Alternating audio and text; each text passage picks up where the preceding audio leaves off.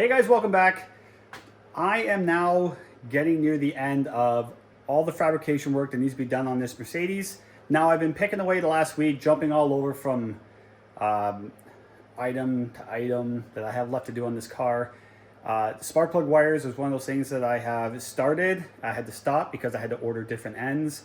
I've got the coils mounted and I've got some of the plumbing all figured out. Like I said, this is one of those projects where I do kind of jump around, and as I hit a roadblock on one thing, I jump to the next thing I got to do. And spark plug wires, I've got my coils mounted up top here because I really had nowhere else to put them. I didn't have any space down below.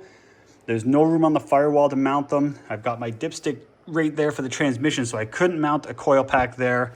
I could have mounted one here, but that only helps me with one pack. So this is just a relocation bracket set from Amazon, and I made little brackets, L-shaped brackets that go down and tie into the fuel rail. So these are actually pretty secure. Like if you really want to make them wobble, you can. And I was thinking about putting a kind of like a little strut bar in from one side to the other along the back just to keep them from shaking around too much. But they seem to be pretty good. Now, I had a set of Moroso universal spark plug wire kit that I did make a couple wires out of, so it wasn't a complete set, but I was able to make this whole side using what I had.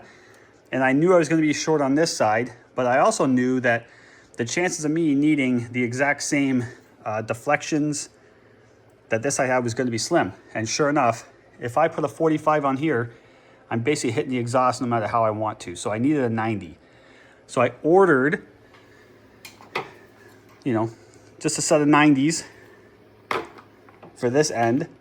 And then my spark plug down at the back, basically number 8, the spark plug points right at the downpipe. And I needed to get a 45 for that end.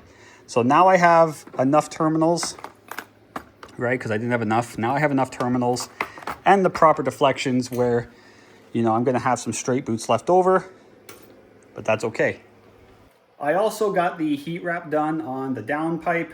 And if you're ever wondering how much to get to wrap your exhaust, 25 feet of the 2-inch wide heat wrap, I made it about 3 feet down a 3-inch diameter pipe. This downpipe, which is 3-inch, I made it about 3 feet with 25 feet of wrap. So if you're going to be doing two sides, order at least 50 feet because you eat it up pretty quick. Got the turbo blanket on as well, so we shouldn't be cooking, fuel rails, and my overflow tank should be protected now. So we're golden. So one thing I did get sorted out here was my intercooler piping. So this is the factory intercooler that was in this car. It has 2.5-inch inlet and outlets. The turbo has a 2.5-inch outlet. So I basically am keeping it all 2.5-inch. I know it looks a little wimpy, but I had 2.5-inch pipe left over from previous jobs. All I had to order was this 45 and everything else I had. So even this reducer I had. So this guy will go on there. I've already trimmed these pipe to mate up. So I got to weld that together there. That is my blow off valve flange, which is basically going to go right there. And then on this side, when this 45 is on, you can see how close I am. I can't turn this down anymore because it gets too close to the wastegate. So I just needed to do this little, almost like a 45, short 45. So that's this guy. I still have to weld it together. And then once I weld it together, I'm going to do the poor man's bead roll on this end, which I also have to do to this end and that end down there. So not being a avid welder and I'm new to the aluminum welding world, I've been practicing, trying to figure out this machine. And I know these welds are not going to look pretty, but I'm a beginner when it comes to aluminum, and you know, I have been practicing, but I can't sit here and practice for weeks on end before getting this done. I need to get it done now. So I made some test passes, and I'm just going to give her a go, and whatever it looks like, it looks like. Like, this was my first set of passes. Like, my starting was rough. I tried starting, but once I got going, it was okay. And then this was me changing to a different size filler rod and changing some frequency settings and stuff on the welder. I mean, it's not pretty, but it did have penetration. Like I said, it's not going to look beautiful, but it will hold. So I'm going to get this aluminum weld together now, and then while it's cooling down, I'm going to jump over to finishing off my spark plug wires, and I have to make I'm then going to make the downpipe for the wastegate. We're picking away at the last few items here, and then we can get to wiring this thing.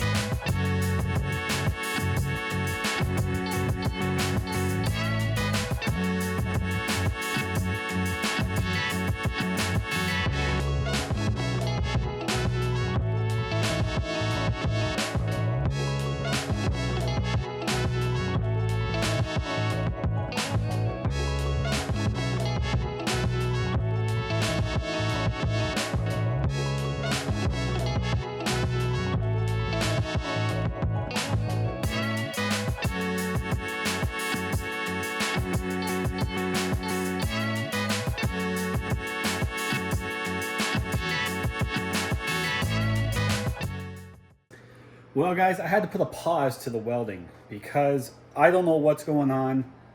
Everything started out good, and now it's not good. So my butt weld actually went pretty decent. Like, I can easily live with that. But look at that. Look at that booger. And that. When I tried welding this blow-off valve flange on, it started spatting and sputtering and blowing crap around and just turned into an absolute nightmare. Now it just looks like dog food. So I've got a welding buddy of mine who used to do all my aluminum welding. He's going to swing by. He's going to come over tomorrow. And I don't know if it's... I've been trying different settings on the welder. I have ordered a different tungsten because the tungsten just keeps... I know it's supposed to... A small ball is fine, but this is just... It keeps getting... Instantly gets a massive ball that's just whipping all over the place when you're trying to weld. I don't know what kind of tungsten this is. 2 rods came with this machine, and they didn't have a color on them. That's one of them. Like, I don't know if that's supposed to be a gray. Usually they have a color on the tip, like these guys, right? But this is a thinner tungsten. I've ordered a new set of tungsten that's supposed to be the proper one, but I have to pause this part of my project and, like I said, jump to something else. So I'm going to get my spark plug wires made up because I got enough little things to go, like, to finish up on this thing that I'm not going to let that slow me down. So moving on to the spark plug wires. Now, if you've never made spark plug wires before, there's really not much to it. Just get yourself a set of spark plug wire crimpers like this. Those are the ones I have. And basically all you do is this selection right here, right, when you close it up, that is what will strip the wire, the sheathing off the outside. And all you're left with is the wire in the middle. And all you do is you fold that over. You take one of these guys, one of your terminals, it will go in this spot right here. And when you crush that down, it folds around and crimps into the wire. Like you just fold this guy over, right?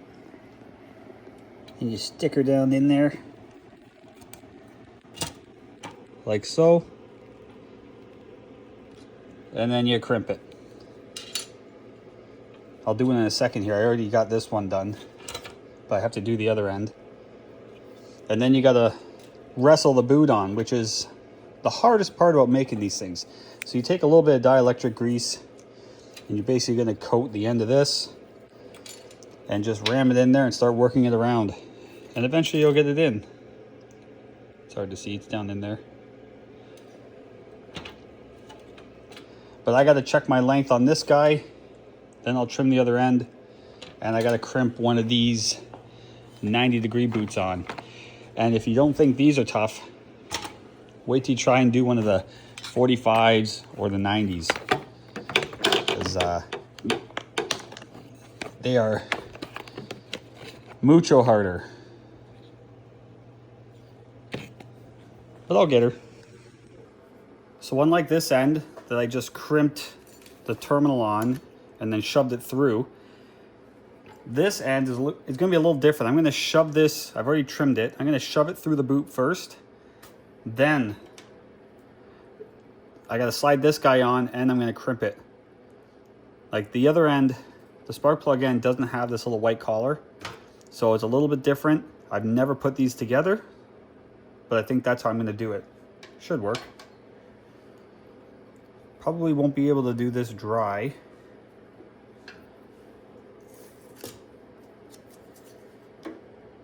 So we'll put a little bit of dielectric grease on it.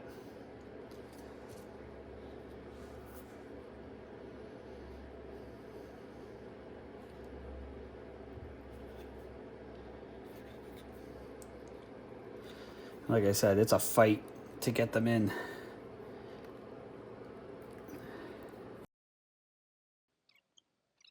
And guys, I fought with this for a while. I even tried using needle nose, and ultimately I just had to find a better way to do it.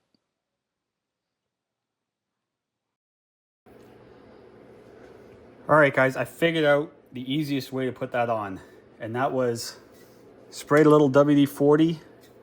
Like I actually pulled the boot right back off because I just couldn't get it to go through.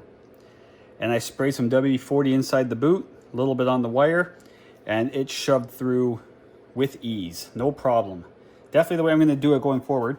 And then I just pulled the boot almost all the way down and took a little bit of brake clean on a rag and wiped the WD-40 off and then slid it back up. So it definitely has some grip to it now, but I don't have to worry about the wire pulling out. Like if I grab the boot and pull the boot, it's not just going to slide down the wire. So definitely the way I'm going to do it going forward. Now, all we do with this guy, strip about 1 inch. I'll go a little bit more than that.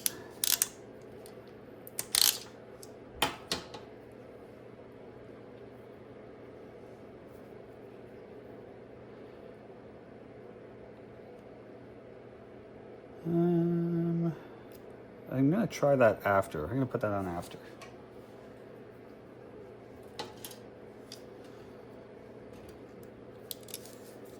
Basically load this guy into the crimper.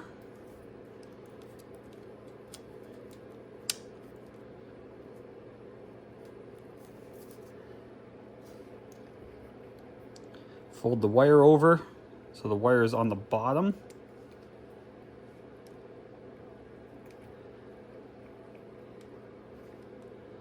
The bottom of the crimp. Then we just let the crimper do its thing.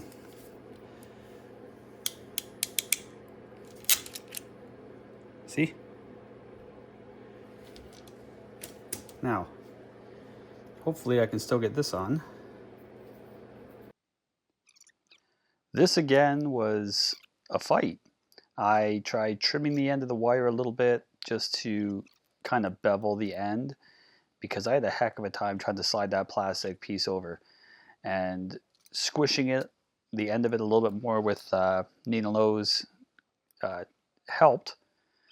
And ultimately, it was just a fight. Spray a little bit of WD-40 on it, grab it with some pliers, and just shove it on. And ultimately, I got it, but it was a fight. Oh my goodness. It's so close to being through.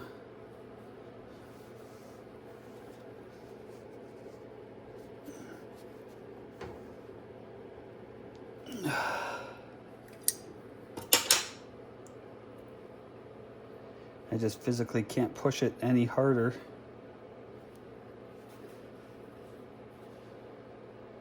So that might be all I can do with it.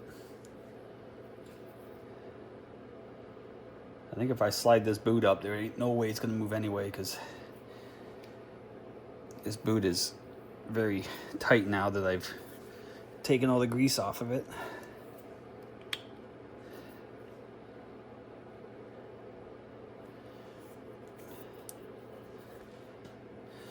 Okay, so I pulled the boot out. Well, out as far as I can. That should be good. So when I did the wires on this side, I used the provided metal heat shields that came with those boots. Because on this side it worked fine, because that's basically a stock manifold. On this side, because it's got that log style header, which is kind of hard to see down there, the clearances are much, much tighter. And this wire, this part of the wire right here is really close to the manifold. So on this side, I've opted to use these guys. Some people don't like these, but I don't know. I've never really used them, but they shield much further up. So I think they're going to offer more protection than just using these guys.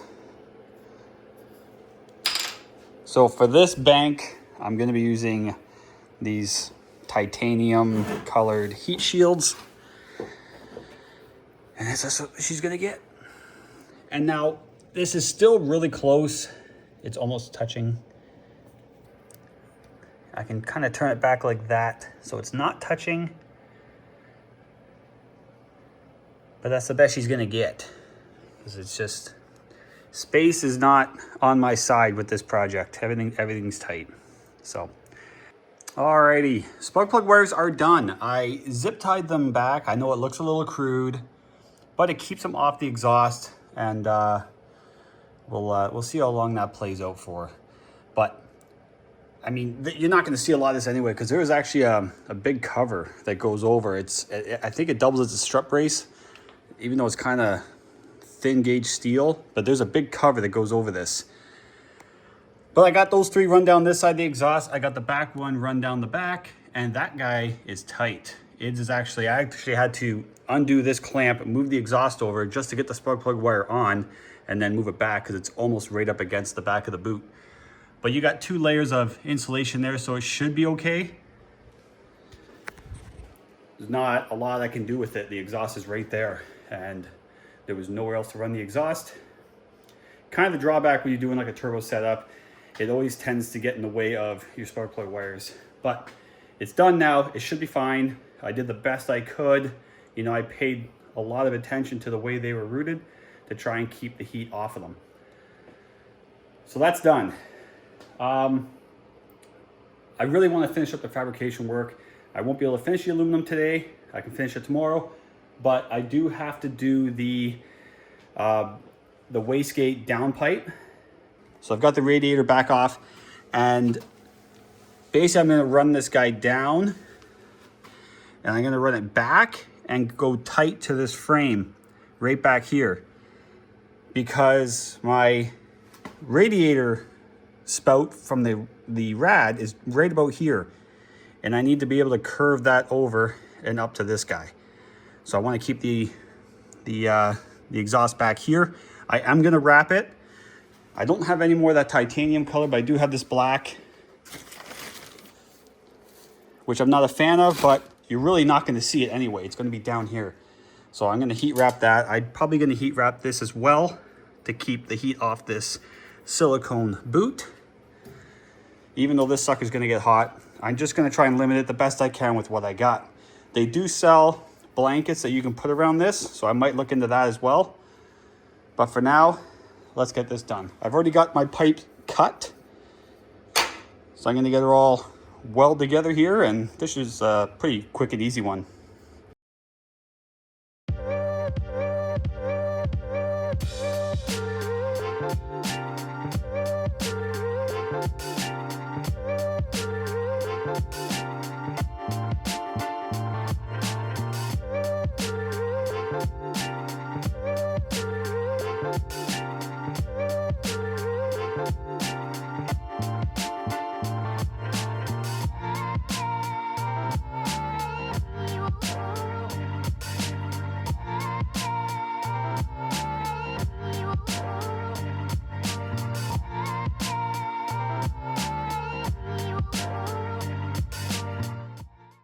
All right, got it all welded out. I added an extension to the bottom because it just wasn't quite long enough, and there was a scrap piece I had laying around.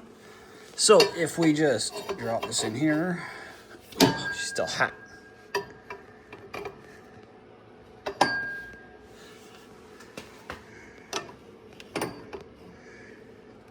Just like, oh, come on now, right there. So it gets me, just gonna get in there. Gets me pretty close to the frame. Tucks it back just about as far as I can go. So now I'm gonna wrap it.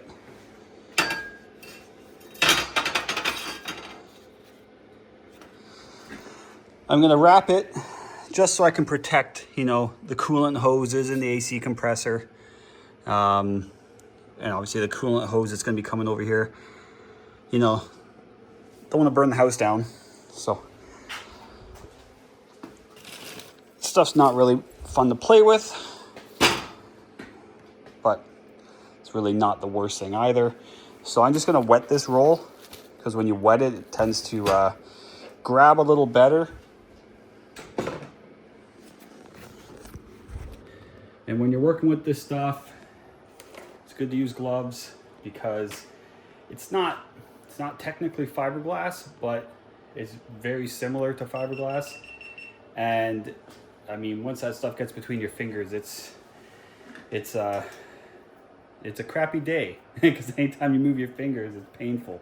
So wear gloves, and you know, I've got some stainless strips left over from when I did that. It came with a whole bunch. So I got enough to do this.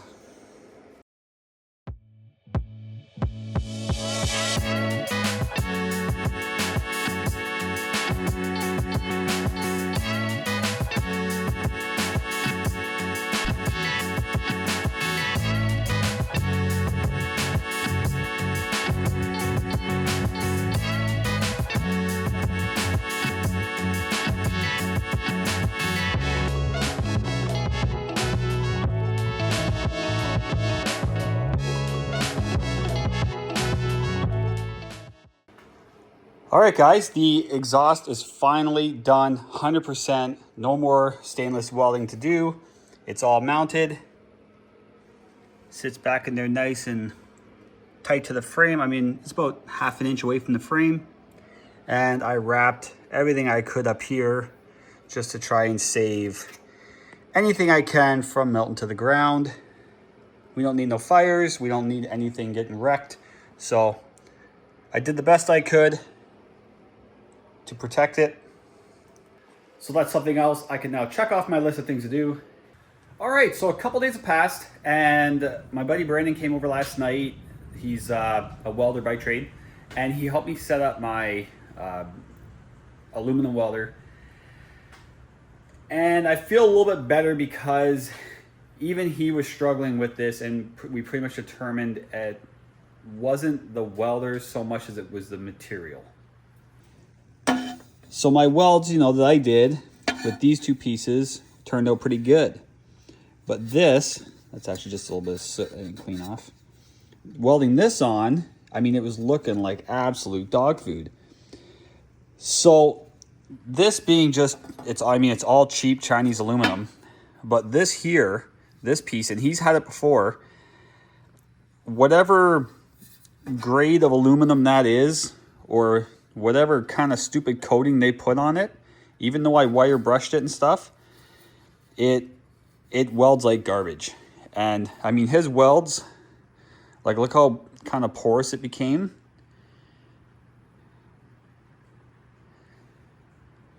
Like, it's on there, it'll be okay, but it doesn't look the cleanest just because of that material, right?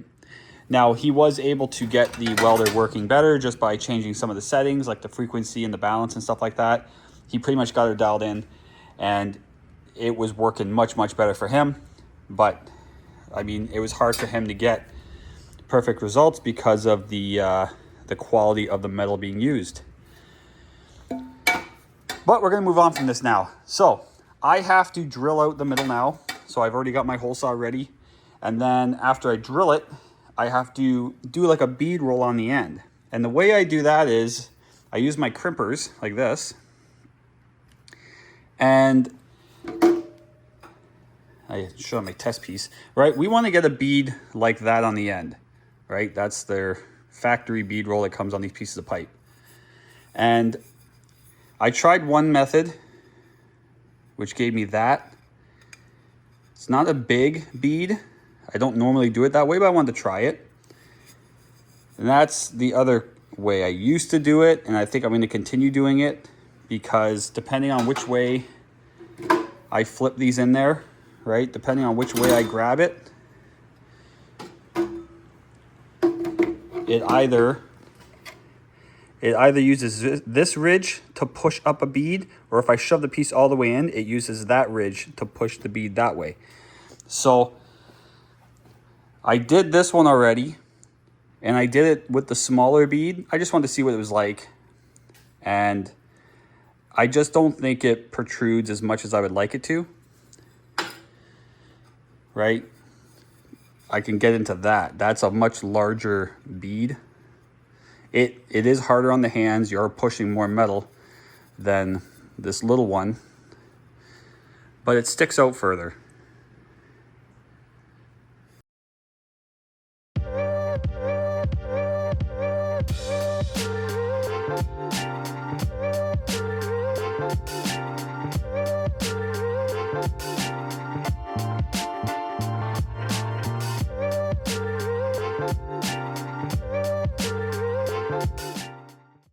All right, guys, my hand is finished after that. It is a workout.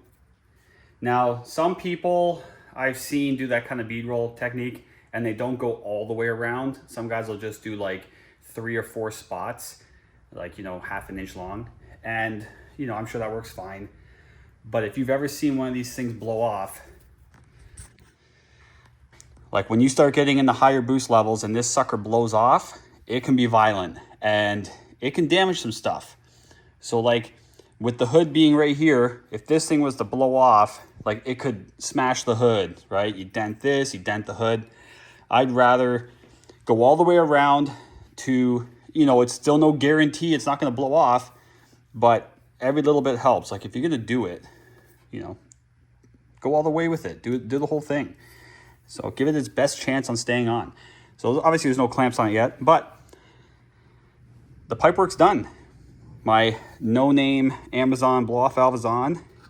And before you shoot these things down in the comments or anything, I had these on the Le Mans. I had 2 of them on the Le Mans. Never had a problem with them. I've got 2 of them on my race truck. Never had a problem with them. So, you know, I'm not afraid to throw a $60 blow-off valve on because I have never had a problem with them. But that's going to do it for tonight. Guys, we're almost there. We're almost there. I've got a few more things to do. My coolant plumbing, which I've got most of the stuff. I'm waiting for one hose to come in. It's supposed to be in a couple days.